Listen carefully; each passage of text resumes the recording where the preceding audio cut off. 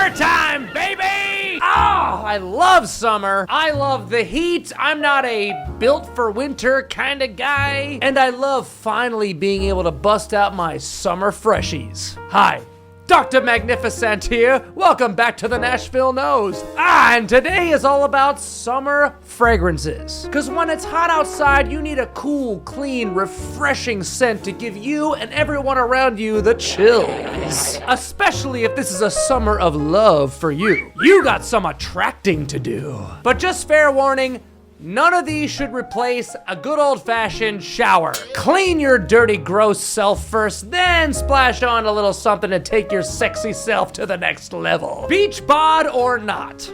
Don't worry, it's a pandemic, nobody's expecting an 8-pack. Especially me, but I'm working on it. I'm working on it! And we're gonna spring dive straight into it, but first, if you haven't hit the subscribe button yet, it's down there somewhere. Go ahead and hit it. Hit it. Come on, do it. Do it now! Okay, let's get splish-splashin' on this daytime, sun-beaten down, sweaty as hell, summertime fragrance list. The doctor is now in. One of the best examples of a daytime summer scent line is Prada's Luna Rossa, and this is Carbon. We talked about this one on my clones video because this is basically an alternative to Dior Sauvage. Hello again.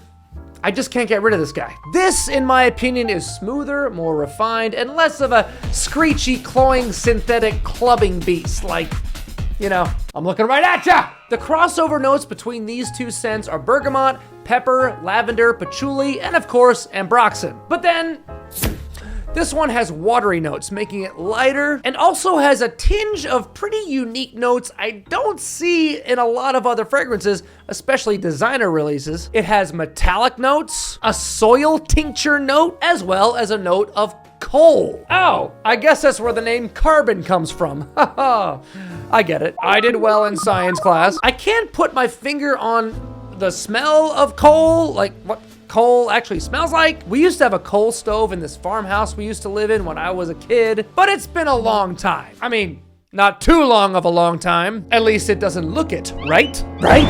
Ah, thank you, dear nostrils. I'm glad you agree. Coal doesn't seem like something you would ever want in a fragrance, and to be honest, I don't really get where people are picking that up, but it may just be the factor which keeps it from going ultra generic, like, you know, that other guy that we talk about a lot. For you slower nostrils out there, I'm talking about Sauvage. Similar to Sauvage, but it is very special on its own. Performance is kind of what to be expected with a lot of Prada fragrances.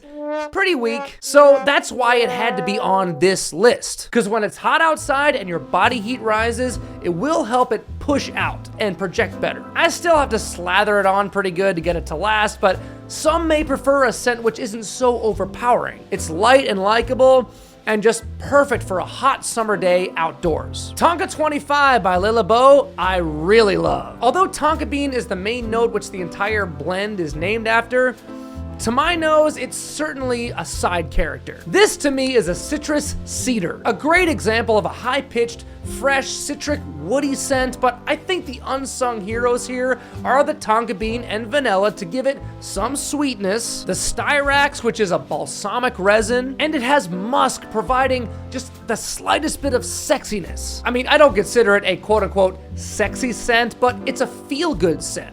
When I sampled it, I was sold on it immediately as a nice, pleasing, everyday type scent with that Labo quality and really good performance too. They're an extremely popular niche house for a reason. They just smell top shelf. And if we're talking top shelf quality art in a bottle, it doesn't get much more top than Maison Francis Kurkdjian and my current favorite summer scent of his, Gentle Fluidity Silver. My God, my God! It's gorgeous! Francis Kurkdjian has done it again. I felt so confident in both Gentle Fluidities, gold and silver, that I blind bought both of them. Ooh, I never recommend that, I know. It can be quite a gamble, especially at this price point. I felt like for the most part, I would love the scent, but I was worried that it was gonna be another Lost Cherry or a Ventus when it came to performance. But on my skin, it holds up pretty well. For something so bright and fresh, I'm very pleased with how well it lasts. The next 4 on this list are 2 separate fragrances from 2 separate brands. Look, nostrils, I always try to keep my list diverse by choosing one from each brand depending on the theme, but sometimes certain brands just really excel at certain things. And in my opinion, I love Chanel for their warm weather scents. Therefore, Bleu de Chanel Eau de Toilette could not be on this list. It's one of the ultimate summertime scents. It's fun, playful, sporty, classy, and it does fairly well on performance, especially for an EDT. It's an ISO-E Super Blast, which is the synthetic odor molecule used mainly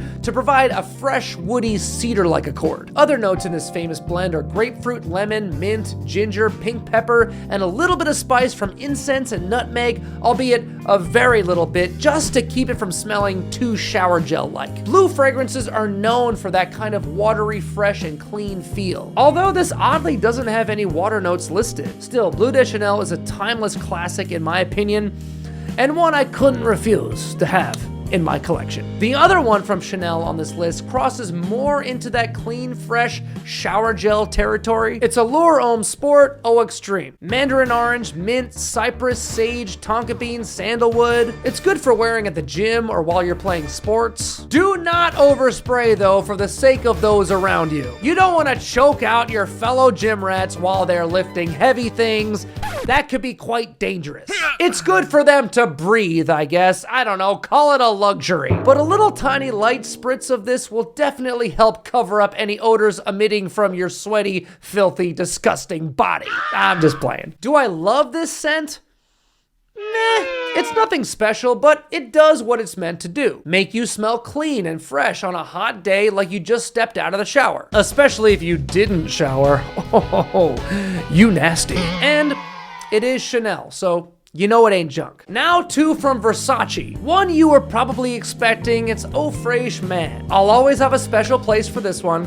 It is the second scent I ever bought in my life. And although it says man right there, the name means nothing. In fact, it was one of my girl's best friend's birthday a couple weeks ago. We got this for her and she loves it. In fact, both her and her wife fight over who gets to wear it. So it's beautifully androgynous, fresh, light, watery, and lovely. The starfruit note in this scent blend is the star player. Then you got lemon, bergamot, sage, tarragon, which is a kind of aldehydic smelling herb, a little cardamom, a very little bit just to make it interesting, some woody notes like Brazilian rosewood and sycamore. Then tucked in there and going almost unnoticed is just a hint of musk and amber to give it a slight sexiness.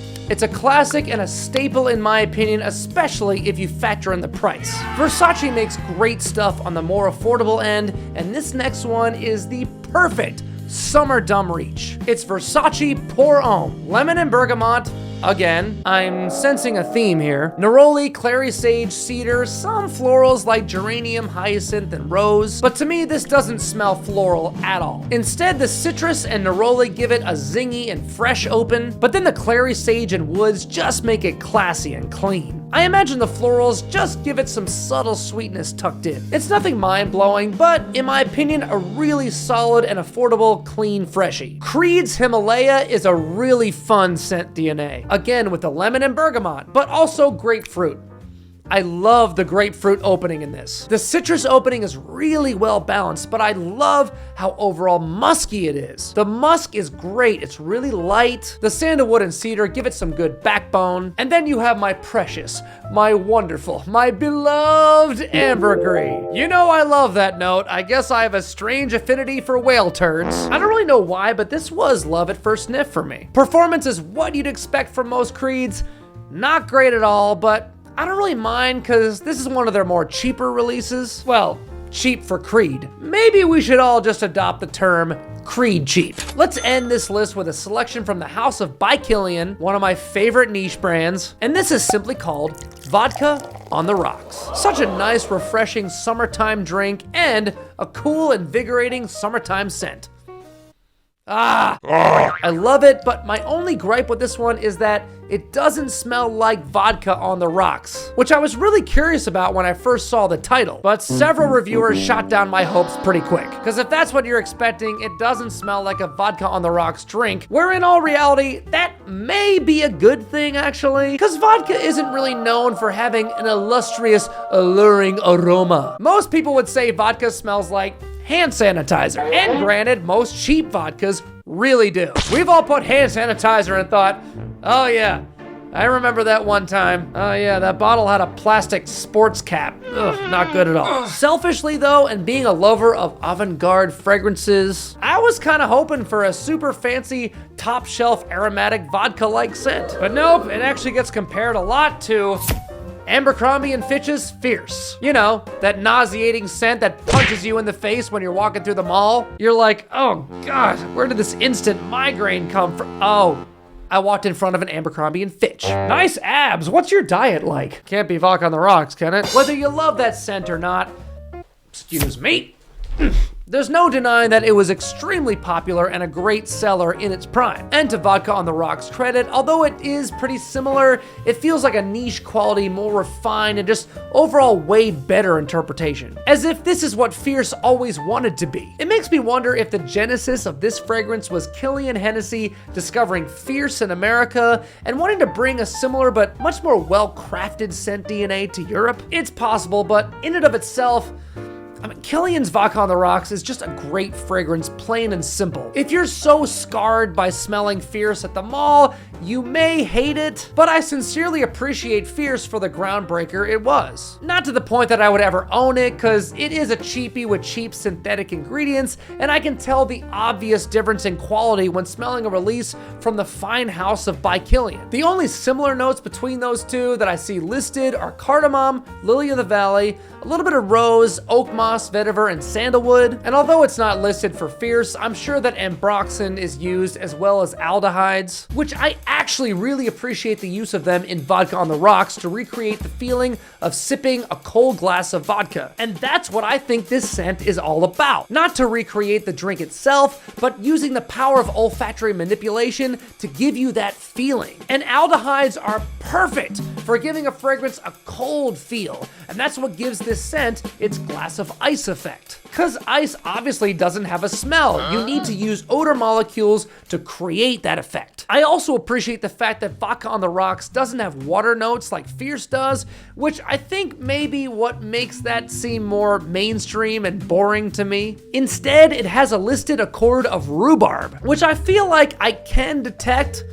Maybe it's just my mind playing tricks on me, I don't know. But I think it's definitely in there. Then the coriander gives it just the slightest bit of spice. So all in all, Vodka on the Rocks is a way more interesting and way more quality scent, even with the similarities to Fierce. To me, this is like a version of Fierce I do appreciate. Just like Sauvage Elixir or YSL's Y Le Parfum, it's a niche quality version with its own special charisma, uniqueness, nerve, and talent in there. To quote someone wiser than myself. So I hope you enjoyed this list of fragrances perfect for wearing on a hot summer day. I'm currently working on a summer nights list as we speak. So if you'd like to see that in the near future, please do consider subscribing. Also like this video and ding that bell so I, as well as the algorithm gods, can do our best to keep the summertime sadness away using the wonderful world of fragrance. I hope all of you have a wonderful summer. Remember to keep your cool, stay hydrated, and of course, stay smelly. The doctor is out. And going to Bermuda! 3 months of surfing lessons! Let's go! Woo!